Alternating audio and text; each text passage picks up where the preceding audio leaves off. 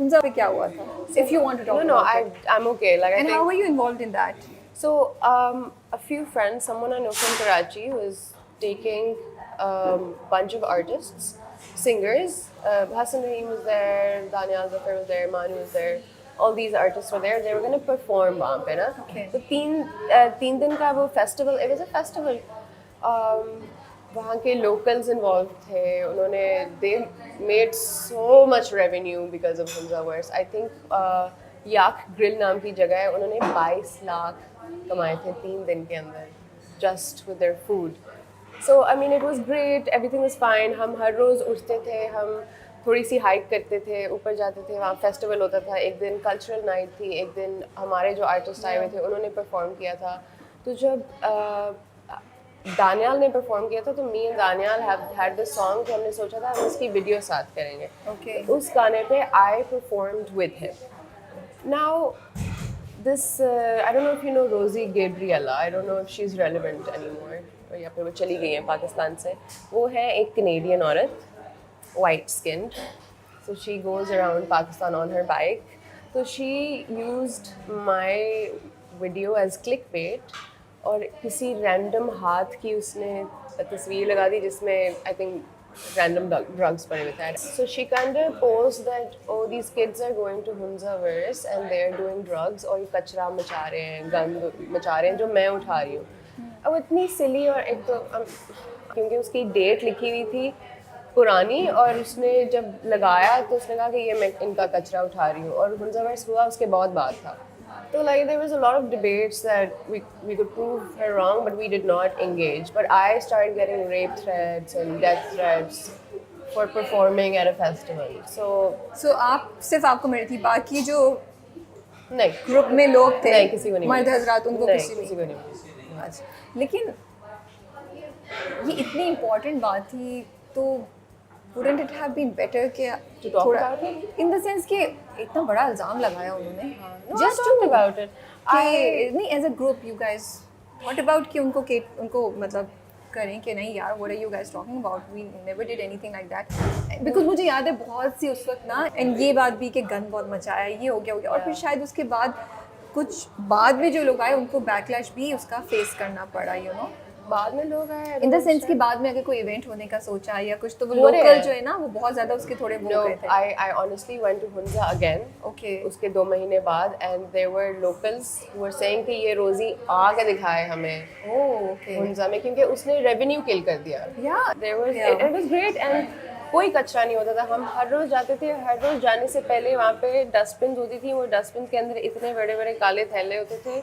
लोग उठा के उनमें अगर कुछ गिर भी गया है, अगर रेड बुल गिर गई है anything, तो they would pick it up and like they put it in the can. I personally see अगर मुझे कोई नज़र आ जाए ना कचरा पहाड़ों में तो मैं उठा के फेंकती हूँ because it's the only place that's clean अब रह गए हमारे पास. Okay.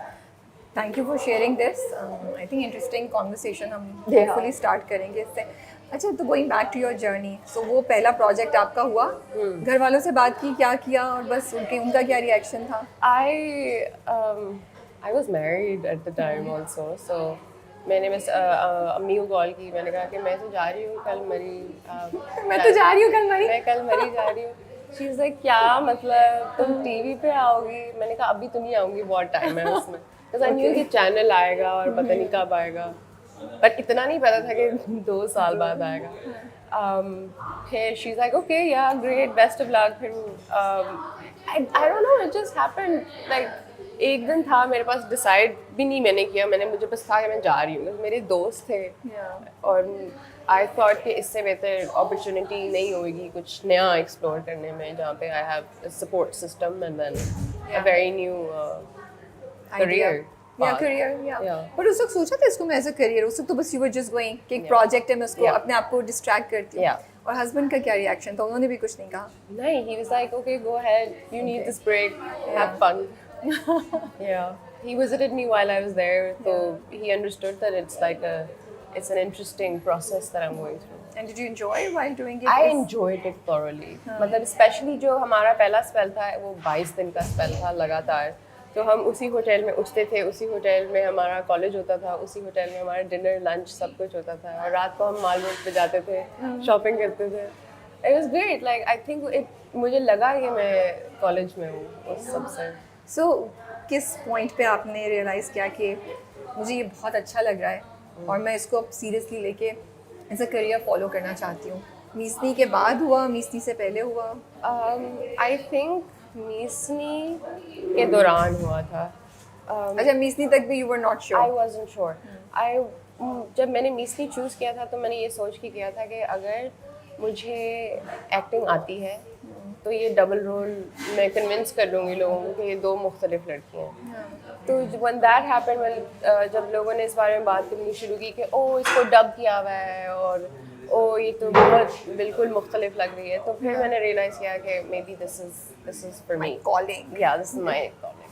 या बट उस वक्त क्या 2-3 चीज़ें थी जो अट्रैक्ट भी कर रही थी, जो कंसर्न भी था, कुछ ऐसा प्रोसेस जहन में आ रहा था कि मैं करूँ नहीं करूँ? और are you the kind of person like बस यार इसको स्टार्ट करते हैं, देखी जाएगी?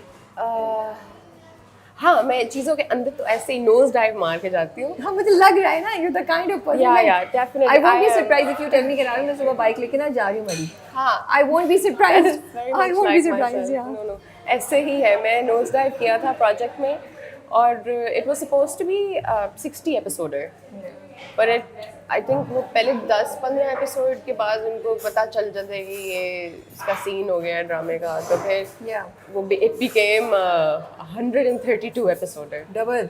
उफ, ओह माय गुडनेस. वो थोड़ा सा मेरे लिए था कि ओ माय गॉड Overwhelming हो कब गया ना? खत्म होगा. मेरी जिंदगी बन गया था वो drama. It took me 6 months. But would you say it was a good training ground for you? I think it was great training. Like उसके बाद मैं हमेशा वैसे ही सोचती हूँ कि इसके बाद तो मैं कुछ भी कर लूँगी.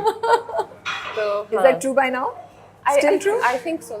The things that I have done, doing, Meesni. yeah, and everything that I've gone through, and I'm going through. I would say I'm not on an easy set right now. It's also very, very challenging. More challenging in ways than Meesni was. Meesni का बस ये था कि वो बहुत लंबा था, और उसके अलावा I was fine. I liked Islamabad. But Meesni आया कैसे था?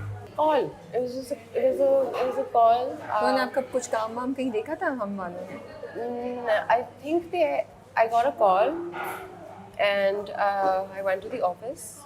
And उससे पहले मेरे जाने से पहले मैंने उनको अपना एक क्लिप भेजा कॉलेज गेट का जो था मेरे पास.